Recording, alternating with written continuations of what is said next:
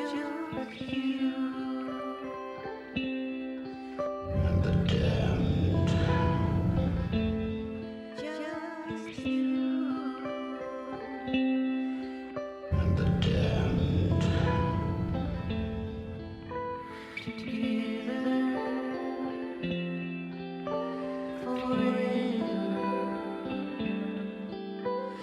large house made of wood, surrounded by trees.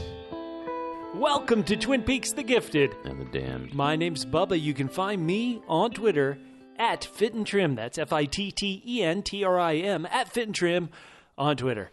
And the person I like to call Kid. Hey, don't call me Kid. Oh, come on. Don't look. I'm in a big truck. Do not call me Kid. It's Mork. Mork, how are you doing? We're a third of the way through Twin Peaks The Return. Man, that's nuts. That is crazy. I'm well. Bubba, you are looking as fantastic as ever. You know, Mork. Your cool leather jacket, Yes? the Fonz is looking good. Okay, sorry. Short declarative sentences. You know, Mork, I feel bad. Every podcast, you always comment on how I look, and I have yet to return the favor. I think that's why you keep doing it. So, Mork, let me say you look great as well. Oh, well, that's why we're doing a podcast. Our YouTube channel shows nothing at all. Amen to that. Everybody, we are reviewing part 6 of this 18-part Twin Peaks experience. This one was subtitled or broken out and called Don't Die. Don't Die. Mork, before we dive into this thing I like to call a double P. Double P? A packed podcast. Oh, yeah. I need to know your ranking out of 10 for part 6. Oh, my goodness. Whew. I'm going to give it 7 Ks. Double Ks? Crushed kids. That is... Man, that is tough. It was tough. That is tough. It was tough. I like this episode a lot. Only 7, though. Well, yeah, I you know what? Screw it. Let's go 8 KKs. 8 double Ks. 8 crushed kids. 8 crushed kids. Crushed with a K. For you, Bubba, I'm going to give you an extra crushed kid. I thought it was probably the strongest. I think it was the strongest for me since the beginning. Wow. And I thought a lot of the slower stuff, a lot of our double L, Langwood Lynch, worked better for me, particularly some of the family stuff with Dougie, some of Dougie on his own, like all that. It just felt like it was just he hit his rhythm, and I was locked into that, and I really enjoyed it. And mystery's expanding in one way, things are being solved in another way, so really strong episode for me. What about you, Bubba? Well, Mork, I know I was just giggling about the fact that double K apparently includes crushed kids, and I should be giggling about it, but let me say that was a strong moment. Oh, God. I want to say that maybe any entertainment which shows a true tragedy of what happened to that poor child there in Twin Peaks being hit by Richard Horne's car would be something strong and affect me emotionally. But that really did. That was incredibly... Ooh, that was a kick in the pants. I was pretty surprised that they showed the KK. Yes. Maybe because that moment was so strong and it really kind of like shook me to my core. Yeah. To me, it really stood out with what I would say a rest of an episode which didn't capture me as well. Oh. So I'm going to give this, once again, probably your original grade, I'm going to give this 7 double M's or double L's out of 10. Double M's or double L's? Yes. My original ranking was 7 murdering midgets out of 10, but that might be an offensive term. Yo, yeah, I'm offended. So I have switched it to 7 double L's out of 10. Double L's? Little lunatics. Which probably just as offensive. I apologize. Like this guy, there must be some kind of operation behind this guy, because if one person sees this murderer running around, the description is pretty simple. Yeah, about 4 feet tall. He's got an ice pick, and he's covered in blood. This guy's probably not known for his discretion. Do you want to see the police line up and say which one of these people was the killer? I would love to see the police lineup. I would love to see if Albert and Gordon and Tammy could figure out who did it. All right, so everyone was stabbed below the knee. Hey, no. That's obviously so once not again, why a 7? Yeah, why only a 7? It really did hit me to the core. Obviously, seeing a child die, actually seeing it, like you pointed out, so powerful, so shocking. And the little lunatic was, I mean, that was not fun to look at. No, to be honest, that scene reminded me a bit of Mulholland Drive, the infamous killer in the... Yeah, good call. With the vacuum cleaner problem he had in Mulholland Drive. But there were just other moments which were little things I found interesting. To be honest, I found Richard Horn really interesting until he killed the kid. Right. And I even, after this episode, people were... online were talking trash about Richard Horn, about Deputy Chad. I kind of like... Now they're talking trash about Richard Horn after last week was okay. No, but even now, he went to 11 this week. And then even Deputy Chad, people are like, okay, we need the double L to take out Deputy Chad. Yeah, exactly. And people were attacking Doris Truman, even though we find out the tragedy about her son. I mean, if that was my mom, though, I'd probably end it too. Oh, no. Oh, my goodness gracious. But let me say that I kind of like all those agitators, all those strong villains, evil people in the piece, because they really pop for me more maybe than some of the... I was feeling like quote-unquote non-agitators. Okay, yeah, I was feeling a little bit of a Bob vibe from our third double L. Little lunatic. Oh, okay. With some of the sniffing and, the howling and all that. Primal. So I don't know if that's where we're going with it, but no, there was a lot of intense stuff. Overall, I'm left with like sort of a kind of a frustrated feeling that I'm not nearly as good at my job as Mr. Jackpots is at solving insurance fraud. That was pretty impressive. Well, you didn't have the Tinkerbell light pointing you on all your case files. I did not have the Tinkerbell light. I also did not have a pencil. So 2 good reasons why I'm mediocre at my job. We are going to break down this episode from start to finish. We just watched it here on a Sunday night. But I want to say that because we watch this as soon as live when it airs on Showtime, the East Coast feed, and we're so quick to turn this podcast out, we do it because... that's the way I like podcasts. After I watch an episode, I want to start talking about it. I want to hear people talking about it. Sometimes we miss stuff. Last week, after part 5, because we were so fascinated by finding out Richard Horn, that his name was Richard Horn, we didn't bother. We didn't have time to figure out, oh, wait a minute. Remember the giant? Yes. 5 hours ago had said, remember Richard and Linda. Is this the Richard we're supposed to know about? In this episode, we heard the name Linda, and so... Linda and Mickey. Right, in the trailer park. Right. And so do we now have the Richard and Linda who the giant was referring to? So much to go on. So much to dive into. Hopefully tonight we've got our bearings straight and we can really dive in and dig deep. Sure. And on some things, I want you double L's, loyal listeners, to not shoot the messengers. Sometimes by reporting some stuff and just noting some things, we come across as the bad guys. We're just putting it out there. But part 5, so they debuted part 1 and 2 together, Showtime did. Yeah. The following week was 3-day weekend here in the United States. And so we didn't really pay too much attention to the ratings then. Right. But part 5's ratings came out.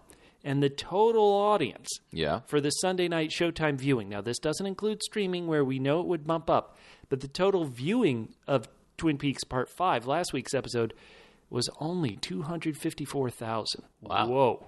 That is low. That seems pretty low, and it does. It's for Showtime. It's really low. I mean, we're talking about something they would normally air, like a Billions or Ray Donovan or some of their shows. Yeah, or just some movie would probably would do better, most likely. Ouch. So that's interesting, and so maybe their approach to start with 4 and then do everything else on a weekly basis.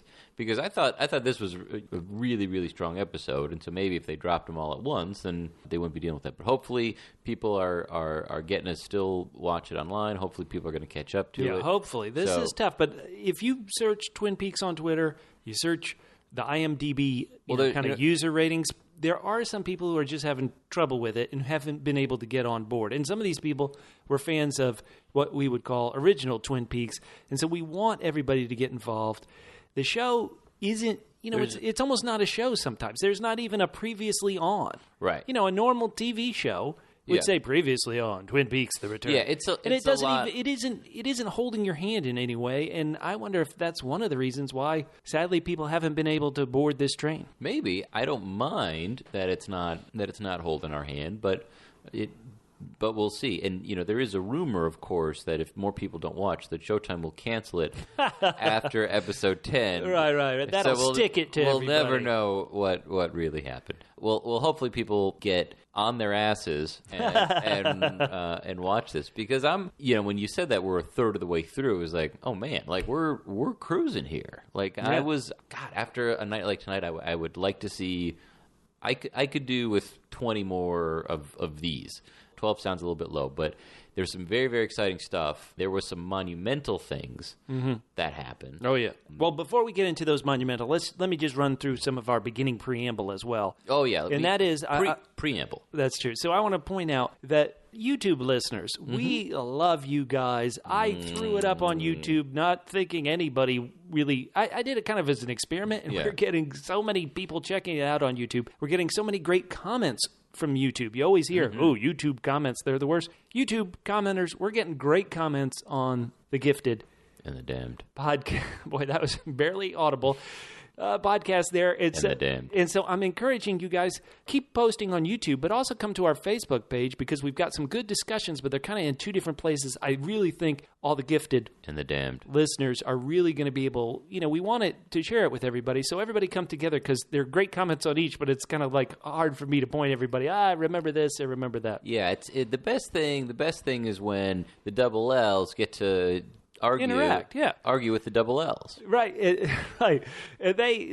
We know, listeners, you want to argue with us so much because of our silly takes. Maybe and we silly are the points. little lunatics, but yeah. Go to our Facebook page, YouTubers, join in there. We want you to be part of the discussion there. And everybody on Facebook, heck, maybe go to YouTube and check out their comments because they're really great thoughts in both sites. And I just wanted to point out that because there's so many great thoughts and because we're going to have another holiday here in the United States, 4th of July, where there won't be a new episode, probably right before the 4th of July, we're going to come out with another feedback episode. So listeners, get ready for that. Another thing, listeners, that you may get tired of, but we're so grateful, and once again, we don't have commercials, and it really makes it wonderful, is you are so wonderful about giving us new iTunes written reviews. Good old US of A. The best podcast. Wow. 5 stars by Trouble0619 for you. Woo! From June 6th. Bubba and Mork are simply the best. I look forward to every podcast about Twin Peaks, my favorite show of all time. Keep doing what you're doing, guys, and you'll be my favorite podcasters of all time. So do we need to keep doing it until the end of time? Yeah, or apparently. Just for the show?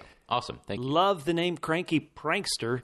They gave us a 5-star review. Bubba and Mork are what I like to call double E's. Double E's? Excellent entertainers. Hey. These longtime fans combine great Twin Peaks analysis with short declarative sentences to create one of the best Twin Peaks podcasts out there. Always exciting to see a new episode in my feed. 5 out of 5.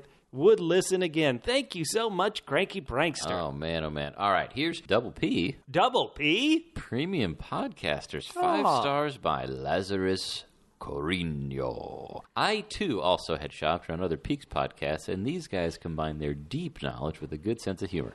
I'm a longtime Twin Peaks and Lynch fan. Yeah. Was looking for a podcast that would have a reasonable insight into the goings-on. These two have fantastic insight, and with each of their episodes, I always seem to learn something new about my favorite show. Let's rock! Heck, yeah. Wonderful. Thank you so much. Boy, we got a bunch of them this week, so listeners, hold off with us. This one from MLO. Can't even be bothered to check out any other Twin Peaks podcast 5 stars. Well, let me tell you, there are great ones out there, too. So happy to find these guys that became aware of the Secret History book when I stumbled on Bubba and Mork discussing the first section and couldn't stop listening. Love how knowledgeable, genuine, and loyal they are when talking about such a Double C. Complicated and cherished show. It's great to hear second opinions and thoughts not only about the original, but the movie and the return, since it is so open-ended. Have to agree with Bubba's views, though, on how the new episodes are turning out. Keep it up. Oh, wow. All right. Thank you so much. All right. Fair enough. This is from New Double L. Double L. A loyal listener, Jen. Hey. Hello. Aw. I'm a new listener, but it hasn't taken me long to become a Triple L? Triple L. Loving loyal listener. Aw. Over the past 3 weeks since the new series started, I look forward to your analysis after each show and love that you remind your audience of some of the little subtle things one might have forgotten in the original series and in Firewalk with Me. Anywho, keep up the good work, and a shout out to the I'm Worried About Coop podcast as well, which I've also started those guys following. Are nice, yeah. Along with the reading of The Secret History of Twin Peaks by Mark Frost. I'm so excited the series is back. Clearly, I've gone into double I mode. Double I? Intense immersion. Aw. Thanks again. Aw, thank you. Heck, yeah. We have one final one from the USA iTunes store entitled The Sweet Loaf. Hey. Love it. We know they've been kneading bread all week long. Yeah. All right. You know what? The 5-star review says a couple of double P's. Double P's. They didn't deserve that. Pleasant podcast. They take the time to make a review. Bubba and Mork are truly interesting listen through their theories and research, but also relatable and real. Boy, look at these alliteration. I love it. The episodes never fail to provide fans a couple of oh yeah moments. Plenty of details to really sink your teeth into. The hosts are not cocky or pretentious. Well, she hasn't been listening that closely. But they seem to plainly enjoy the double P podcasting process in addition to Twin Peaks itself.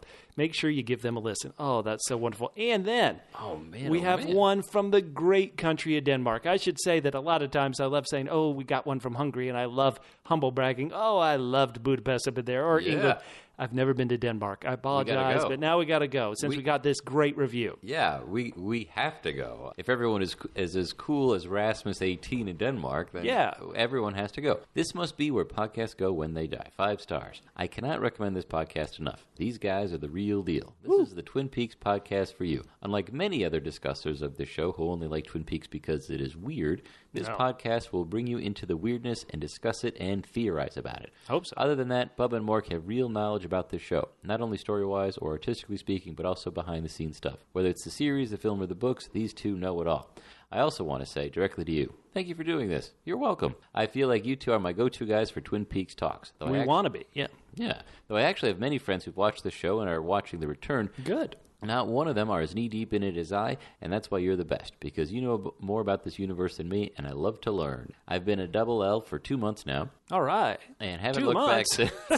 So download an episode now. Listen to it, and then download another episode. Again, I cannot recommend this Dynamite podcast enough. I am Rasmus from Denmark, and this has been my review. Thanks, Rasmus. P.S. Oh, I hope it's okay that I ask a question. Oh, yes, of please. Course. We love that.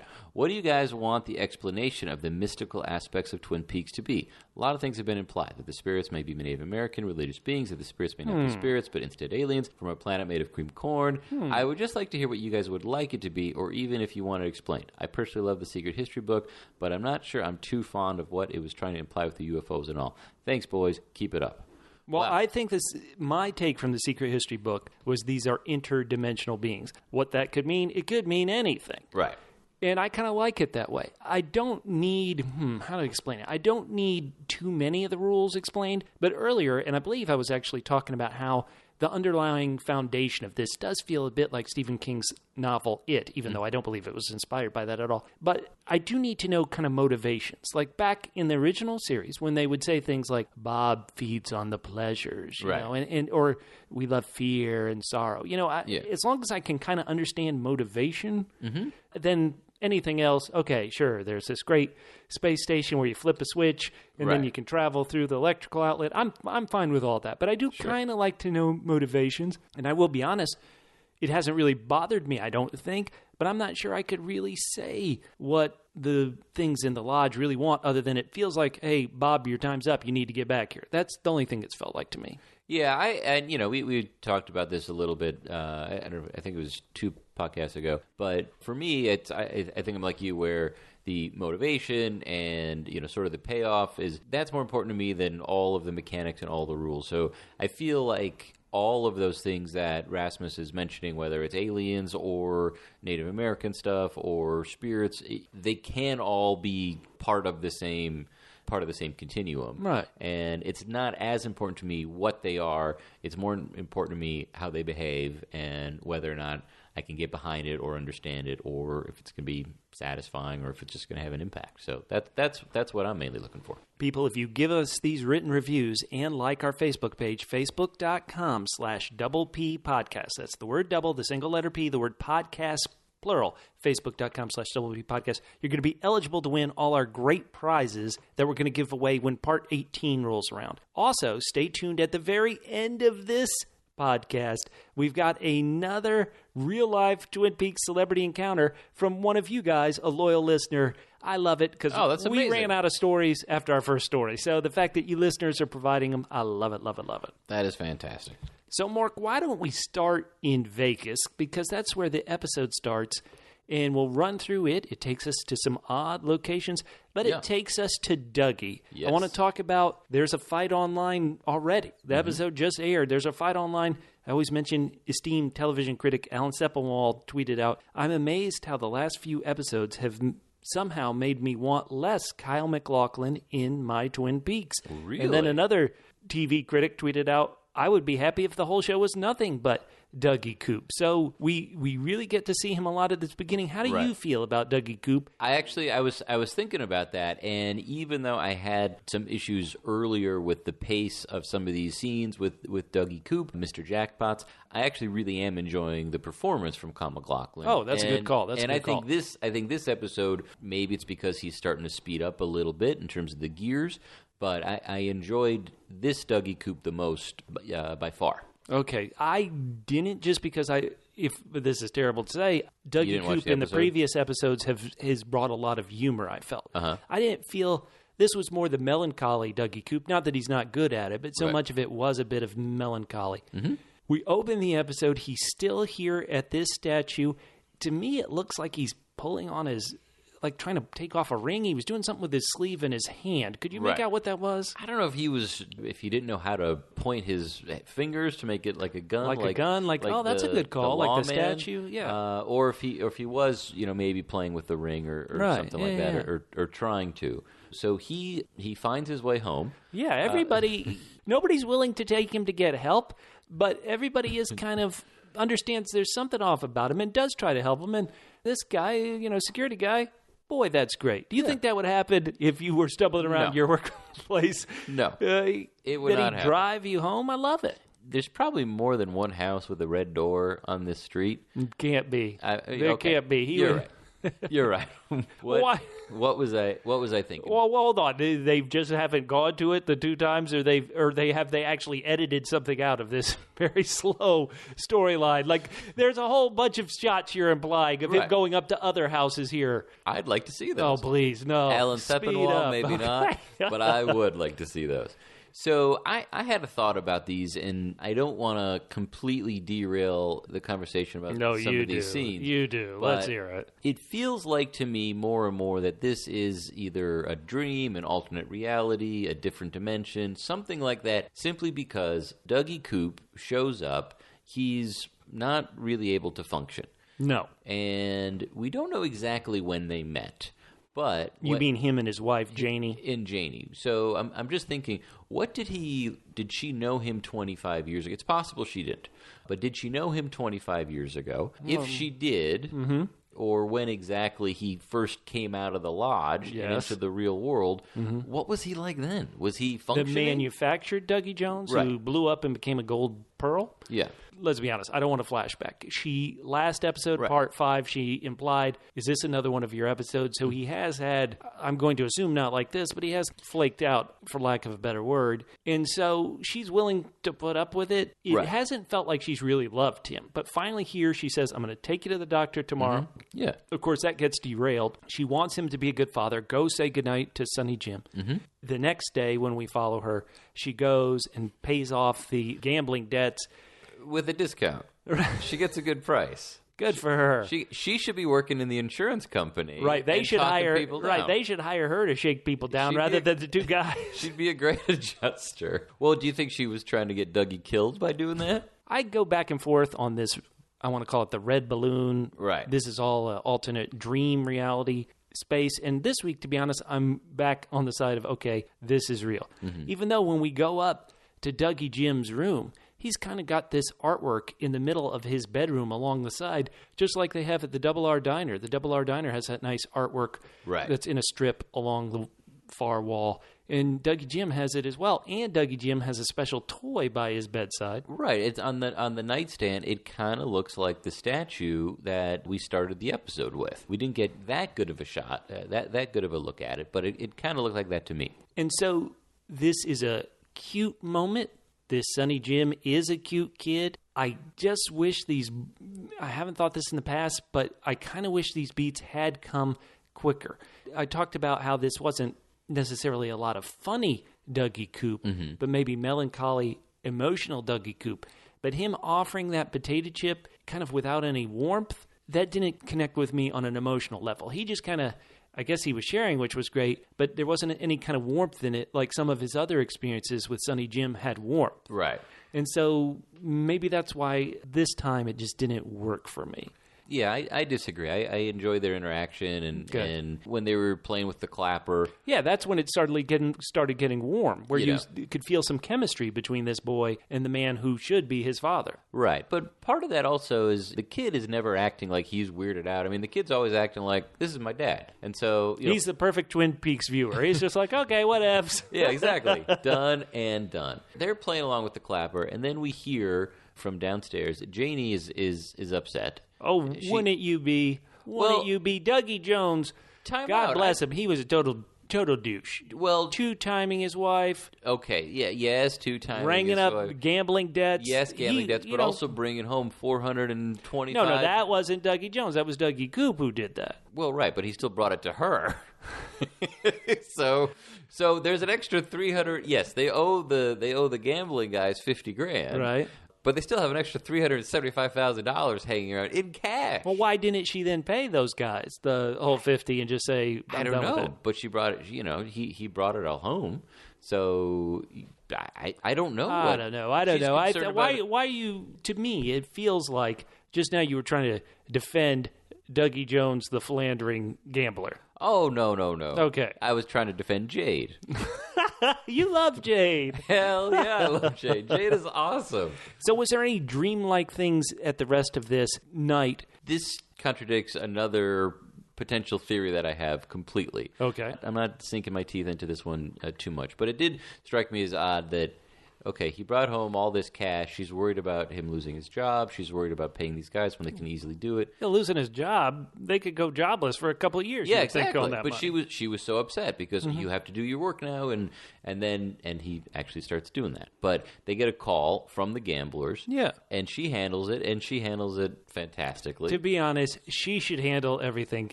DougieCoop should be a stay-at-home dad. Not only that, he should be a stay-at-home dad, and Sonny Jim should be taking care of him.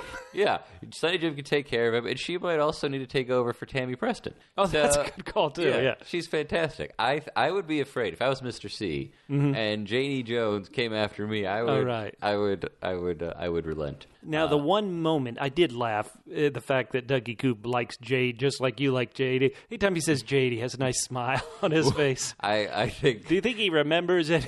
I would like to think so. But then the thing that really cheered me up in this kitchen scene is finally he got another view of the Red Room. And there, I joked that Mike, the one-armed man here and the one in the Red Room, the Black Lodge, when he looks at Dougiecoop and he says, "Wake up," I think he was speaking as an audience. Like, we want Coop. He was talking to Alan Sepinwall. No, I mean, I like seeing that, and I'm okay with Coop. I mean, yes, do I want Cooper back? Obviously, I do. But at least when he's doing something, and he's not just staring at a statue for 7 hours. Right. In this case, he is doing something. We don't really know what it is that he's doing. Could you figure out what it was? I was wondering if maybe somehow... I had a feeling it was going to work out. The scribbling? Yeah, I had a feeling it was going to work out because... Like the slot machine, yeah. Because we had the same similar sort of green flame, friend that was appearing in important parts. And there's also where he's looking at the logo, and some people, Bubba, you were talking about some of the theories online about the Lucky 7 Insurance logo. Do you want to share that? Well, somebody has tweeted out a picture of the Z that was on the coffee cups that Tracy brought to the gentleman there at the Glass Box Lounge in New York City. And that Z on the coffee cups implied that was the name of the coffee place. But the Z really did look like a 7 with a curved bottom line. The third bottom line of the Z had a curve in it. You look at the Lucky 7 insurance agency in the here, circle, right? In the circle, and it's a 7, and then if you take that bottom Z, it seems to go along with it. Yeah. Plus, all the coffees that Dougie and the Vegas crew drink seems to be from a place called Simon's or Zyman's. So there's a Z on the coffee cup that they're drinking in Vegas that Cooper has seen there at the office. Some people try to see a connection between that. It may just be Lynch trying to have visual clues to tie everything together because here we are a third way through, and you might say how much of this does really tie together. And so it's like a visual way to tie everything together. Right. I was trying to follow along with this scribbling he was doing. And folks, we just watch this. It's minutes after on a Sunday night. What the best I could tell, is it possible that the guy making all these claims was always dealing with certain officers? Well, yeah, it kept showing up. Tom Sizemore's character, Anthony Sinclair, is listed on all these. Right. And he's he's literally connecting the dots.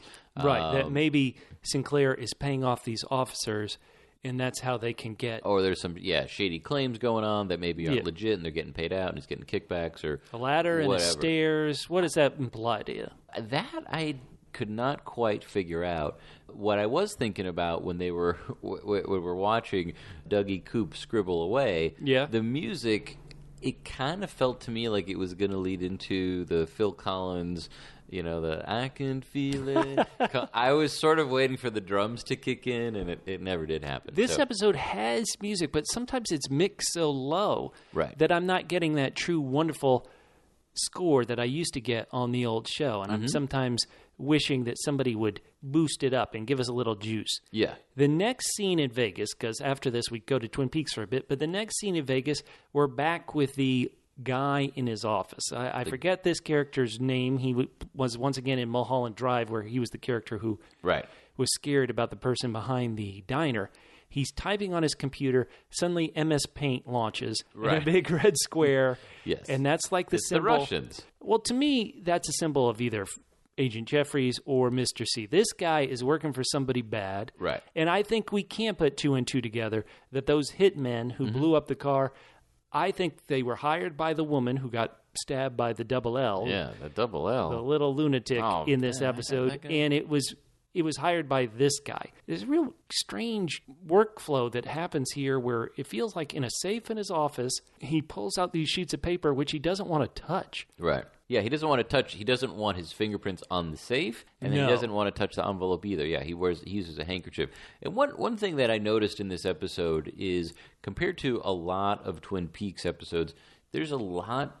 It feels like there's a lot going on during the day. Oh yeah, that's a good call. Which you don't. I mean, we've always seen stuff going on during the day, but it felt like we were spending a lot of time, and I just wasn't used to seeing that. So I just thought I would share that with you, Bubba. What do you think of that? Well, I think you're right. Am I supposed to come up with some grand, David Lynch didn't have the budget to hire a bunch of lights, so he had to shoot everything during the day? No, it was just one of those things where, it was more of an observation than an opinion. Okay, well, great. Okay. All right. So let's observe something at the Rancho Rosa housing complex. Mm-hmm. The cops are there. Yeah, the cops are there. They mention the license plate. Part of our scramble, one thing that that people were kind of to point out to us was on Dougie Love's license plate. I always thought it was Dougie Las Vegas, but sure. Or Dougie LV. Well, Jade calls him Dougie Love. Okay. And so we saw that there was an 03 sticker. Mm-hmm. Now, so does that mean 2003? What does that mean in terms of the grand scheme of things? So we don't actually see that license plate, but they're mentioning it, and so I'm wondering if that's a way for them to sort of point out, hey, this is important, or if they just like screwing with us. And I couldn't blame them. The druggy mom is still there. She's still saying 119, 119. Right. You would assume the police are going to go canvass the neighborhood, knock on some doors. I doubt she'll be able to say much, but maybe that sweet child of hers could come out and give some information. Yeah, the kid who Sonny Jim is always cheating off of in homeroom. At a shady motel in Vegas, we see that this file with the dot on it arrives at a place with a guy with an evil ice pick And it's some donuts and a bottle of booze. Are those donuts? They kind of look like donuts. But anyway, so he pulls out some friends. Well, they look like donuts to me. Okay, I don't... What donuts? I don't think those are donuts at all. Okay.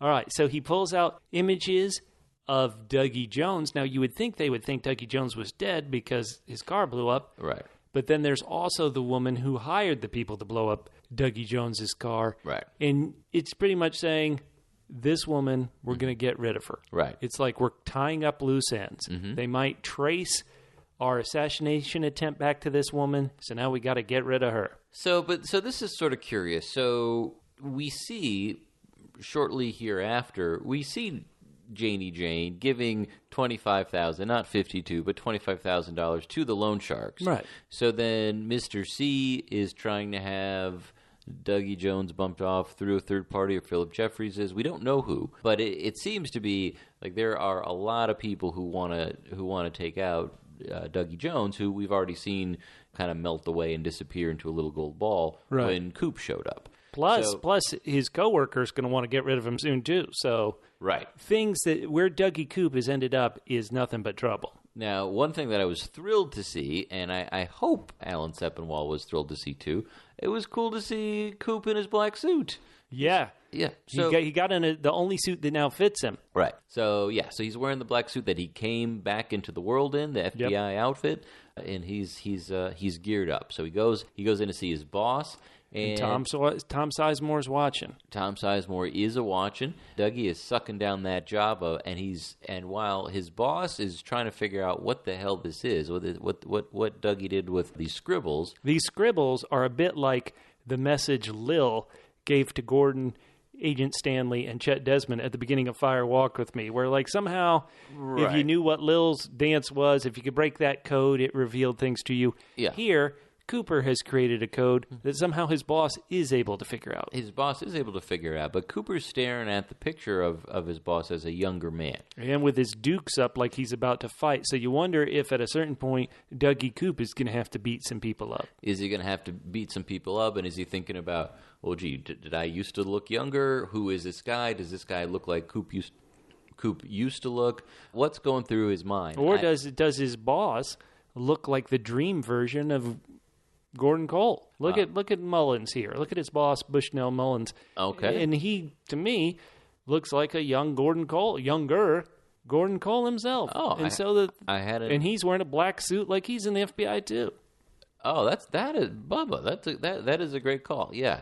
I don't know. He doesn't look so much like Gordon Cole to me, okay. but I can. Yeah, it could definitely be that because they're this is his supervisor, this is his boss, and so maybe that's how he's used to dealing with him. Now I keep pointing this stuff out, but I've moved away from the dream theory, and I think, hey, it's all happening here. I think we are in quote unquote the present time, whatever that would be. We would assume 2014 because the original series took place in 1989. Right, that so would be 2014, not 2003. Exactly right. Okay. So that's what I think. I can't explain the 3 on the license plate, but that's what I would think. Well, maybe that's why these people want him killed, is because he hadn't, renewed his tabs in 12 years. You got to update the tags. The DMV people, the DMV. Go get your smog sticker, Dougie. Will come after you. So instead of going to the doctor. No, instead of going to the doctor and taking her husband to the doctor, she's gone out to a playground, and this is a smart place to do a money handoff because nobody's going to want to shoot up a bunch of kids unless it's Richard Horn. Yeah, unless we're in Twin Peaks. So Janie proves that she does care about her husband. She could totally turn him off. Hey, are you going to break his legs? No, don't break his legs. Yeah. Now she, once again, is only giving over $25,000, which seems a bit odd, but hey, good for her. Yeah, somehow these guys take like a payoff, like a credit card company or something, where it's like, oh, just give us this and we'll leave you alone. But would you think loan sharks would really do this, or are they just so impressed by her that? I don't think so, but I'm pretty sure that if most loan sharks were spoken to like that by Naomi Watts, they would basically do whatever. They'd bow down. Yeah, for sure. If she can take down Liev Schreiber, she can handle these 2 yahoos. So yeah, I believe in Janie, but I would not recommend this for any of our double L's. The double L's who have gambling problems. Call 1-800-GAMBLER. Yeah, don't try this tactic. Just pay them off for God's sakes. Right. You don't want to get in trouble. Double L's. Double L's. Loan shark lenders. You can. Of course, unless you're Liev Schreiber. Right. And then you can have... Because he's married to Naomi Watts in real life. Let me explain your crack there, Mork. Well, thank you. I appreciate it. I'm falling into the world of Showtime. It's fantastic. Okay, so she schools him. She schools him, but meanwhile, in another part of Vegas... Yeah. This woman... He's killed at least one person before. Already, because we heard screams. Yeah, and he's covered in blood, and then he takes her, and it is... Ooh, this is gruesome. This is really gruesome. And then there's another one. But one thing that... Is that death more gruesome than the monster busting out of the glass box? I mean, this little killer is mean. I definitely think it is. I mean, we didn't know the people, the kid and the girl that in New York City that well. I think it was Sam and Tracy, yeah. Sam and Tracy, but because of what they were doing, it felt a little bit more tragic to me how they died than this. But what I will say, what I was thinking of when I'm watching this, and we've talked about this in some of our early podcasts about when we saw Leland and spoiler alert killing Maggie. That was. For me, that is still far more... It felt more violent than this. This is certainly bloodier, more gruesome, but it didn't, because I'm watching two strangers... That's a good call. That's a wonderful call. I'm watching two strangers hurt each other, or, one stranger hurt another stranger. It just didn't have the impact that some of the earlier stuff, on broadcast television did. No, I completely agree. There's been nothing in Fire Walk with Me or in this that has been, to me, as scary or as powerful as that moment when... Maddie was killed to me because we knew her and we knew Leland and we knew Sarah. And so it did have more of an emotional punch. The final bit of Vegas is, of course, the little man's killing weapon gets destroyed and he gets a bit distraught about that. Yeah. Which happens. I mean, but that's covered. I mean, it's a write-off anyway. If you buy something for work and, you can at least get reimbursed. If you don't get reimbursed, then it's a tax write-off. So. I feel like I would be remiss if I didn't point out in this Vegas section, between some of the scenes, we suddenly had a shot of the infamous traffic light and electronic sounds happening. And you think to yourself, wait a minute. Oh, it's the electricity again. And the traffic light is turning red like it did on the old series. And yet all the scenes are based in Vegas where it's kind of cut between. Yeah. And the red is a color. Right. That's a good call. And it's interesting because, and as you said that, I was like, hey, well, and DougieCoop is wearing a bright green jacket, and a lot of the little signs he's seeing have been green. So I don't know if that's something that we're supposed to go and stop. Yeah. So I don't know if we're supposed to pay too much attention to that, but we are. Okay. So where to next, Bubba? Well, to be honest, I don't want to say because I don't know the specific location. I would assume back to Philadelphia, but Albert is there. It's raining. Definitely a big city. Yeah. It's raining. He's going to find Diane. This is something, and I'm going to talk about this on that 4th of July feedback episode. Moments like this, which are powerful, which are wonderful. We've been waiting to see Diane since 1990 when she was introduced in the pilot. We're now finally seeing her, such a big moment. You're right. Well, but part of me thinks, sorry to interrupt, but part of me thinks is that there's going to be a phantom edit of this thing where you'd be tempted to make it into episodes rather than parts. Because if this paid off in the episode where he says, well, I know where she drinks, it might be a more powerful thing. People say they didn't mind. Well, when he said that... Sorry. Let me go ahead. Just finish this one thing. People said they didn't mind that we had a scene in the first part of Jacoby just getting shovels. And then we got a part, I believe it was part 3, where we had a scene of Jacoby painting shovels. And then it's revealed in part 5, okay, this is what it's about. People said they didn't mind that, but many people did mind it. Right. Now, I think the people who didn't mind it would still like it if it had been in an episode type thing. What I mean by that is you watch Breaking Bad, you watch Better Call Saul, they may have a scene in the cold open, a scene right at the beginning where you see, for example, shoes dangling off a telephone line. Yeah. And you're like, what's that about? And you spend a minute in that scene, and then it pays off later in the hour. Later in the hour, you're like, oh, that's what that's about. Yeah. And so just as I think those Jacoby scenes actually would have played better with the entire viewing audience if they'd have been like, okay, the show opens with Jacoby getting shuffles, a scene in the middle of him painting, a reveal at the end, okay, this is what it's about. I think it would play better for everybody. And so, we talk about that audience shrinking a bit. We had over 500,000 people watching it live for part 1 and part 2. It feels like that audience is in half for part 5. I think if you did play it a bit more like TV, there wouldn't be some of that trouble that some people have getting into it. Well, and this Diane reveal, which we love, Right. I think that would have played better if somehow you edit it so it's in the I Know Where She Drinks, then you end the episode on this. Well, what I would say to you is we hoped that it would be Diane, that he knew where to go to find her drinking, but they didn't actually say Diane. No, we were all hoping. Right. So this is a 2 week later payoff. So which I know if you stream it, if you put it into an 18-hour movie, this is a 2 hour later payoff. Right. But I think because we didn't know, I mean, we know he's doing something. We were hoping for it. But for me, in terms of this example you gave with the shovels, I was okay with this. I was okay with this. Okay. I would have liked to have seen it sooner because, and I hope that she plays a big part. And I love Laura Dern. And what do you think of her look? She's got a great look. I almost want to say here. I was hoping. Whenever Laura Dern is in something, I'm always hoping that she uses the same look she did in Wild at Heart.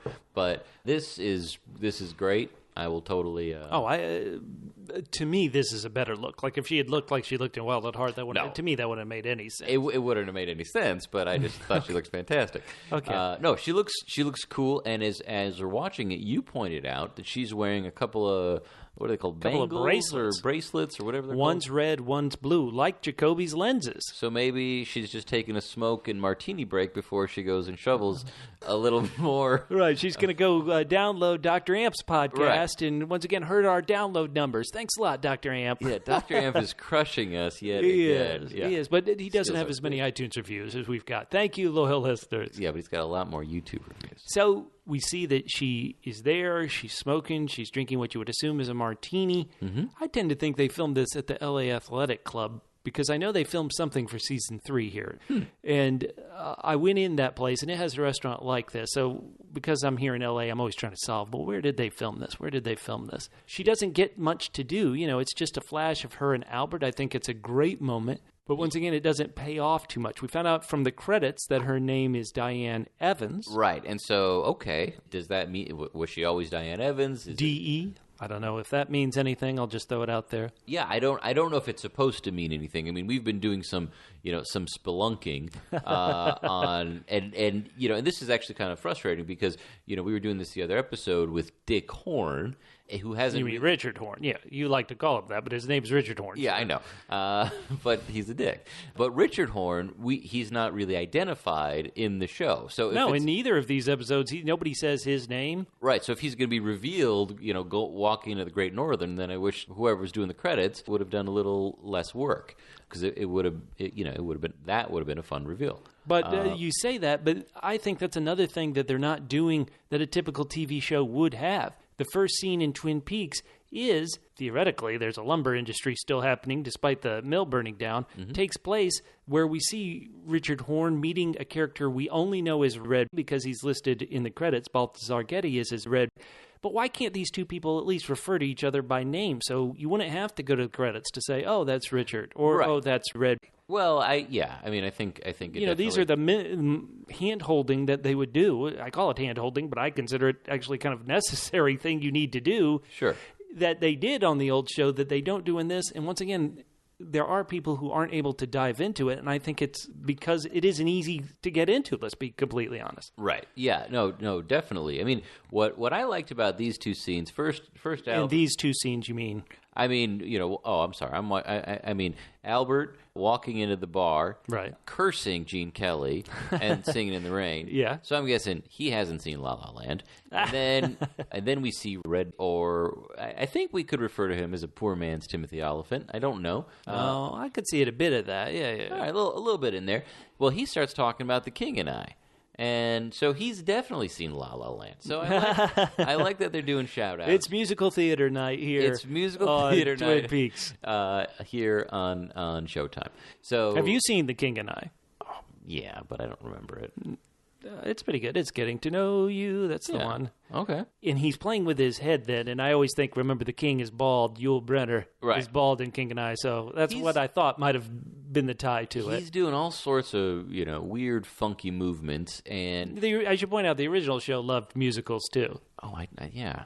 Yeah, that is a good call. Man, thanks. So, just so everybody knows, Red, we saw at the end of part 2, where he made eye contact with Shelley at the Roadhouse, and then he pointed a gun at her and kind of banged, and she kind of acted like they were flirting. They were kind of to flirting. Me that they knew each other. I just because it took me a second to realize what you were talking about. Do you want to maybe spell that out for excuse us, Double L's, for maybe doing a little bit of Double H? Double H? Hand holding. Sure. But do you want to talk about The King and I, the song from The King and I that was in seasons 1 and 2, and who was singing it? Well, Leland was singing it. Leland was singing Getting to Know You there at the Great Northern, and he made Ben come up and sing it with him. Right. And now we have a guy who references The King and I, Leland's musical choice, and here he is having a scene with Richard Horne, somehow you would assume related to Ben Horne. And I don't They're know. back together. So that is a great connection, Bubba. Thanks for pointing that out. Maybe a little more tangentially, some of Red's hair has gone gray, has gone white. Oh, that's a good call. But not all. So he's goofing around. What I really liked about this scene was it's an echo to season 1, where first we meet Bobby, then we see Bobby and Mike meeting Leo. And then we see Leo getting beat up by Hank. That's what I thought. There's always a bigger fish. Right. There's always a bigger badass. So Richard last week seemed like a badass, what he was doing to the girls there at the Roadhouse. Yeah. But then we find out somebody he is afraid to and can put him in his place. Yeah, who totally puts him in his place. Apparently not only is a fan of The King and I and La La Land, but also with the coin flip, No Country for Old Men. So he's doing some magic here. He's doing all sorts of weird stuff. Yeah, the magic made me think of the season 2 scene of Garmin Bosia, the grandson making the corn disappear. Right. Here we have this character, once again known as Red, who's got a problem with his liver, something down there. Yeah, he's got a little something going on. And at first, I wasn't sure if he's waving his arm around, and I'm thinking, has his arm gone numb? Like Mike and even like Dougie before he disappeared. So I was really looking at this intently, but as it goes on, I mean, it's clear that Red's just kind of messing with with young Master Richard. Do you think so? He's just trying to get in the kid's head, and because I didn't read it that way. I think he's definitely doing his job as the bigger drug dealer with the little drug dealer. Yeah, I saw him big dogging him. Like, hey, you listen to me, kid. Yeah, kid, like kid. what you do when I try to talk about wrapped in plastic or something. But this is going on, and I don't know exactly. I assume this is the next day after we saw them that night at the Roadhouse. At the Roadhouse, we have no way of knowing, but yeah, we get to know a little bit more about this this drug, Sparkle, coming down from north of the border. We assume it's the Chinese manufactured drug that we heard about at the sheriff's station. Deputy Chad, we know, is involved with Richard Horne because of how they interacted, at the Roadhouse the previous week. So that part of the conspiracy is kind of unfolding a little bit. I do have to say, all the drug stuff in seasons 1 and 2 was never particularly interesting. Oh, really? I disagree. I liked it. I thought it was good. I thought it gave Bobby an edge. I thought when Bobby stopped dealing drugs, he lost a bit of an edge, in my opinion. So what you're saying is teenagers should deal drugs?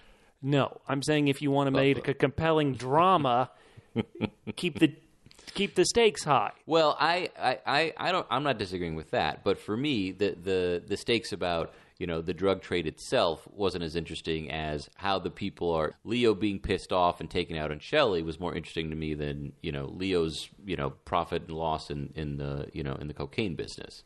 So we'll see how this plays out. Okay.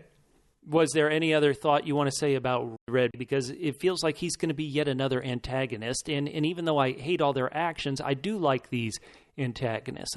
I do like that we have so many forces that we have to take down over the next 12 parts. I like just how I liked when Leo, even though he was such a creep to Shelley, was scaring Mike and Bobby, and I like the fact that he's threatening young Master Richard with sawing his head open. So I like that part of it, but I just met the guy. Was this an actual magic trick, or is it just because Richard has taken these drugs, he's gone slightly nutty?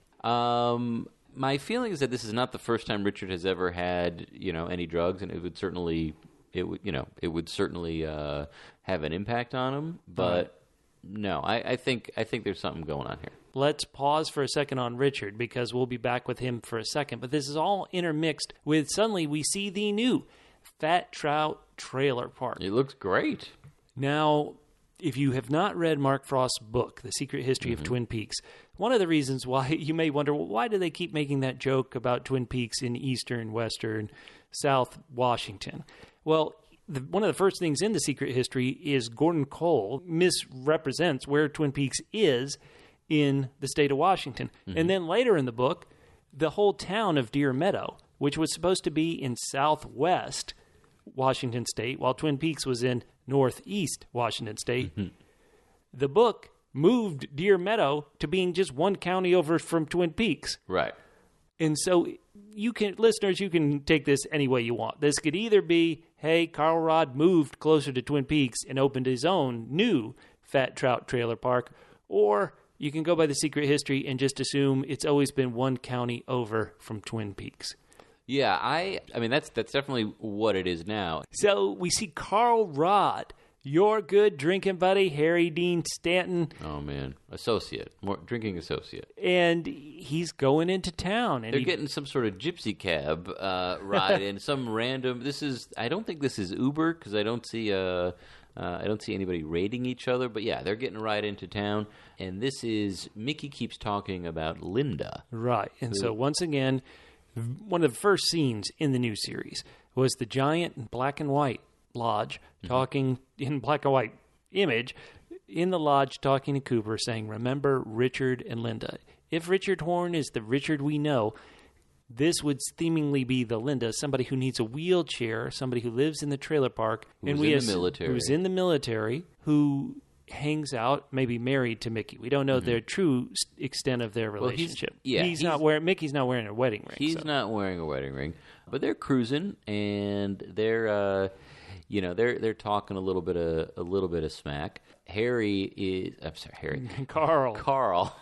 Carl is talking about, he doesn't have much left to look forward to, and he's got to do something, and he's going to keep smoking, he's been smoking no for matter 75 what. years. So God bless him. So this might be the most time we've actually spent in the town, because now we're in the diner. Yeah, we're back. Heidi, she was an Easter egg in last week's episode. This week, right? She's ready for her close-up. Heidi is talking to a teacher. She's double-teeing teacher talking. And so this teacher, who apparently doesn't make much money, thanks a lot, Trump, can't even really afford pie and to give a good tip, which is kind of sad. Yeah, well, she's having 2 pieces of pie, and she does give a good tip. And so they're thinking, we better make it up to her next time. So could she be involved in some nefarious activity? Come on. I do not see that at all. I guess that's a fair point to make, Mork. She's part of the school system. Maybe she's giving the kids, she and Deputy Chad are giving the kids Sparkle from up north. We don't know. To me, this is the scene. This is the Mayberry. This is why, quote unquote, Coop falls in love with the town, is this small town feel where people do take care of each other. Hey, I want to give a tip because you guys are great. Let's give her a piece of pie the next time she's in. To me, this is the sweet bit of the town that in the original series we fell in love with in some ways, is that these people are nice. And, of course, it's leading up to that horrific moment that you talked about. So she leaves with her pie. Richard Horn is still PO'd that he was called a kid.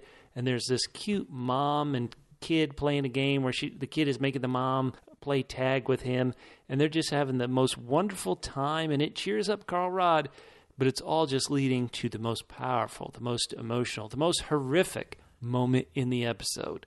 And so if you don't like seeing people get bloodily stabbed, you're not going to like seeing little kids have this happen to them. Yeah. Oh, tragic. And he really did get, they show it happen and then they show the aftermath. It's pretty rough. One thing, I just want to back up for 1 second though. So Carl's hanging out, he's on a bench, and he's having a cigarette, and he's drinking a cup of coffee, he's looking up at the trees. Hey, he's looking up in the sky. Do you think he's thinking about the good old days when he was taken, that they describe in Secret History of Twin Peaks? Well, what Mork is referring to is that in the Secret History, the log lady, as we know, she disappeared in the woods and came back and got a scar on her leg. The Secret History implies she was with Carl Rod here when he got taken off. Right.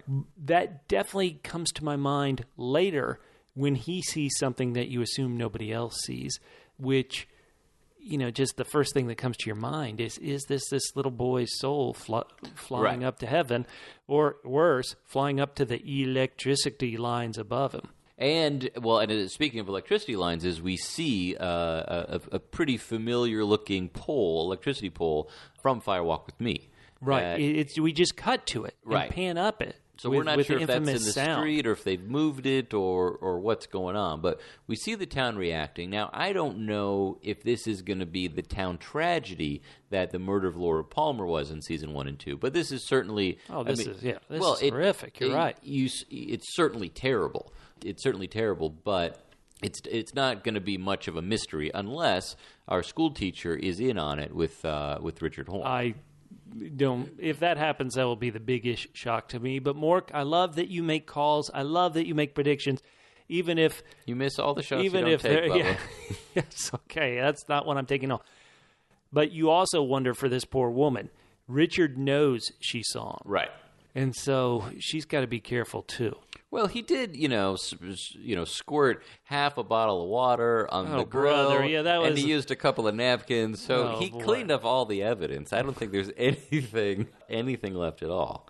That was pretty intense. It was an intense scene. It was an emotional scene. People reacting to it. In some ways, that's Twin Peaks. That is such a call to the original show. The town reacting, the community reacting to a horrific murder. In this case, a horrific hit and run. We're going to stay in Twin Peaks, and this is, like I was saying a minute ago. So we see, Richard clean it, and then we jump to the sheriff's station, and there's a couple things going on here. First is Hawk's doing his business, and always wash your hands. And I don't know about you, maybe he was trying to tip somebody, but I don't know how. It was actually an Indian head nickel or buffalo nickel. Buffalo they call nickel? It something? No, not a buffalo nickel had a nickel on it. It is an Indian head nickel, yeah. Yeah, but it wasn't I thought it was an Indian head penny. Anyway, I know nothing about coins, as you've just proven. Yeah. So he's I'm doing a little hand holding right there. Okay, so he's in there. And he starts thinking, we know that he's thinking about the log lady's advice about, his heritage. Right. And then he looks over and he sees Nez Pierce Manufacturing stamped onto the door. If you read The Secret History of Twin Peaks, the history of the Nez Pierce Native American tribe in the region was a big part of the book. So everybody who's read the book sees that and is going, hello, hello, this is a clue, Hawk. Let's do this. Hawk didn't need a little green flame. No, he didn't. To look here. He's using his tracker skills, and he starts. He heads out. He comes back with the crowbar. And Deputy Chad, what's his problem? Well, obviously he doesn't want the stalls. He loves property not being destroyed. But chill out. Trust Hawk, Chad. What's your problem, buddy? Yeah, you should trust Hawk. And it looks like he brought in a cup of coffee along with the book to spend some time. Yeah, that was his stall. Poor Chad in the stall. So I don't know. So maybe Chad is just nosy. Is he trying to pass information to Richard Horn about what goes on in the sheriff's station? We don't know. But what we also don't know is what the hell is written on those pages. What could this be? And how would they end up in there? It doesn't make any logical sense. Could it be missing pages from the diary? That's what everybody online is currently thinking. Has Hawk found Laura's diary's missing pages? Now, why would this be such an important idea? If you read the tie-in book, if you watched the original show, you know that Harold Smith destroyed many pages. Right.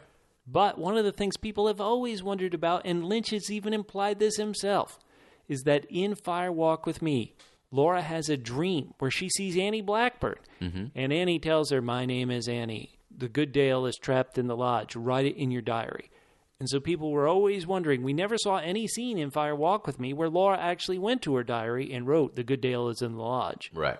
Are these those sheets? Did she actually write it in the diary? Admittedly, if you trust Fire Walk with Me, she had already handed it off to Harold, so she would have had to go to his house. "Hey, Harold, let me see my diary, my secret diary for a bit because I want to scribble some stuff." That's the only thing I could possibly think of. Could you think of anything else these sheets could be? I mean, I don't know. That makes a lot of sense. That totally tracks. Maybe it is the pages, but maybe it's the pages that Leland ripped out. and maybe he hid them in there. That is a great call, because how else could they end up in the stall? Right, because he was definitely in the sheriff's station plenty of times. But how could he have ripped them out when she had handed in other words, I love that theory, Mork, but how could Leland have ripped out the pages when she had handed the secret diary to Harold Smith? Oh, well, he ripped out pages of her diary, though. She knew that, because she had written stuff, and You mean in the first diary that they did find? Yeah, okay. So maybe she wrote it in that diary? I don't know. Oh, no, that's a good call. That's explaining, because I would love Leland to have done it. Yeah. The only other person I think they could have put them in there is, well, admittedly, Harold Smith could have put him in there, but we never saw Harold Smith wouldn't leave his house, so it's not like he's going to go to the sheriff's station. Excuse me, Sheriff, I need to use the bathroom. Possibly Coop could have put them in there, but wouldn't that have meant that our Coop, our regular Cooper, would have seen them? This is a puzzle. If it even is the diary pages. Right. Yeah. That one I need to see play out. But so this is, we sort of, when I was talking about the mystery is expanding a little bit. Like this is this is a big one. I hope. So no, this is great. I love this, and I love that Hawk is still Hawk. He's still front and center, and hopefully he's going to have a big part if we don't get Harry Truman back. I'm hoping that, at least, Hawk is with us. Has Hawk been the only other person besides Kyle MacLachlan, Cooper, any version of Cooper, Mr. C, to appear in every episode? I think he is. I don't know if he's been in every episode. No, I think he has. Okay. I think that's a bet I'm willing to give. Now, would you be willing, if you lost the bet, would you be willing to marry Doris? Doris, people online have been tough on her. Yeah. But when you hear, hey, you know what? She kind of, for lack of a better word, became incredibly stressed about making sure things are working, make sure everything's right. After her son committed suicide. And so I'm going to give Doris a pass. And it's just another moment to show what a complete jerk Deputy Chad is, who sits right in front of what looks like a coffee machine. But yeah, no, he is definitely a bit of a chump. I certainly sympathize for the lady, but no, you still don't like her. Some people have said Doris is the new Nadine. That's how people have described her online. Yeah, no, I mean, I was feeling that, previously, and I mean, now that Nadine has settled down because of Dr. Amp's podcast, but yeah, I think that there's a line that you can have a character annoy other characters without annoying the audience. And so are you saying Doris, just say it, does Doris annoy you? She annoys the hell out of me. Okay, that is absolutely. A short declarative sentence. Absolutely. I would have loved if that had come first, but sure. Okay. Oh, well, I mean, I think it's I get it. And so we get to see, and then we see in the control room. Character we only through the credits, once again, know is named Maggie. She explains this backstory about Doris, and she tells off Deputy Chad that, don't judge anybody until you know him. Right. And for a minute, I thought that this was Moira Kelly, who plays Donna in similar Firewalk with Me 25 years later. Just for a second. We've verified it's not. If anyone, and we have thousands and thousands of people listen to this wonderful podcast, if anybody had that same thought, then Bubba has to go marry see Doris. a doctor. Go see a doctor, just like DougieCoop should. Oh, Mork. Some good theories, some theories that it's late on a Sunday night. That's the only way I could explain that one. DougieCoop's doctor is available at 12:30. Okay, at 12:30, right? Well, no, that's when the park throwdown goes. Same time, so I can either go to the cop at noon, to the doctor at 12:30, or I can go to the drug. I will let Janie yell at me, and anyone who agrees with me has to go to the doctor. Right. So that's it. And so I want to get to this. Once again, my point about episodes as opposed to parts.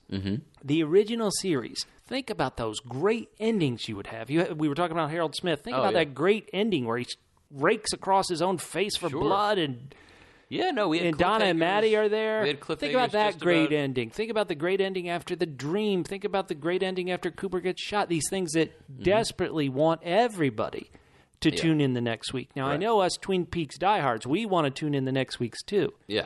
But in ending on a reveal about the tragedy of Frank and Doris Truman's son, that just isn't the same thing. And so, listen, I'm enjoying it, but I did jump down from an 8 on the previous couple episodes or parts. Excuse me, that's important.